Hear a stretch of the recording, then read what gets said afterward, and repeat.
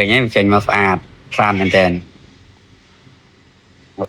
តោះស្ដីអ្នកនរគ្នាហើយថ្ងៃនេះខ្ញុំនឹងបង្ហាញអ្នកនរគ្នាពីរបៀបធ្វើរូប 3D ណាខ្ញុំបានថតពីសមិញណាពីរូប 3D របៀបហ្នឹងនេះជារូប 3D ដែលខ្ញុំបានធ្វើណាហ្នឹងហើយនេះរូបអញ្ចឹងណាបាទអូខេ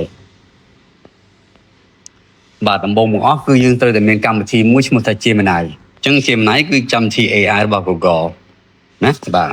អញ្ចឹងយើងដោនមកណាកម្មវិធីហ្នឹងណា Gemini បាទបន្ទាប់មកគឺយើងទៅរករូបភាពមួយដែលយើងចង់បំលែងវាទៅជា 3D ហ្នឹងណាអញ្ចឹងយើងចូលរូបភាពហ្នឹងមកចេញមកនេះចូលសញ្ញាបូក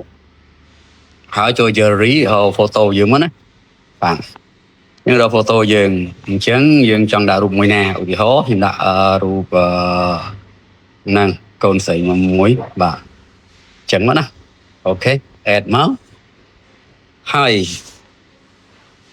យកតែមួយណារូបហ្នឹងហើយយើងទៅយកទៅព្រមអញ្ចឹងព្រមហ្នឹងគឺយើងទៅសេថាឲ្យវាមិនអញ្ចឹងណាព្រមជាចាំខ្ញុំដាក់នៅក្នុង comment ហ្នឹងណាបាទព្រមហ្នឹងគឺកន្លែងដែលយើងត្រូវបញ្ជាថាហើយ AI ហ្នឹងចង់ធ្វើរូបយើងរបៀបម៉េចបាទអញ្ចឹងចាំខ្ញុំដាក់ណានេះអញ្ចឹងខ្ញុំផាសព្រមហ្នឹងហើយផាសទៅយើងផ្ញើបាទតើមកប្រហែលជាធ្វើម្ដងមួយនាទីវានឹងធ្វើរូបនឹងឲ្យយើងហើយណាបាទលើចាំមើលទាំងអស់គ្នា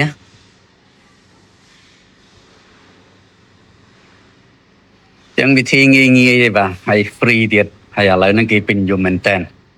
របៀបធ្វើរូប 3D ហ្នឹងណាបាទនេះឃើញទេចឹងវាចេញមកឃើញទេវាចេញមកស្អាតតាមមែនតើអូខេហ្នឹងហើយវីដេអូហ្នឹងគឺមានតែប៉ុណ្្នឹងឯងបាទហើយសូមជួយចែកលេខទាំងអស់គ្នាណាដើម្បីបានទាំងអស់គ្នាបាទអរគុណច្រើនយើងអាចរៀនធ្វើសាកល្បងទាំងអស់គ្នាហើយព្រមហ្នឹងគឺខ្ញុំដាក់នៅក្នុង comment ដើម្បី download ទាំងអស់គ្នាបាទអរគុណយើង download វាទុកសិនមកណាកន្លែងហ្នឹងណាបាទអញ្ចឹង down មកវិញអញ្ចឹងយើងចូលទៅក្នុង gallery មកឃើញហើយនេះឃើញទេបាទហ្នឹងវីដេអូហ្នឹងគឺមានតែប៉ុណ្្នឹងទេបាទជួយចែកលេខទាំងអស់គ្នា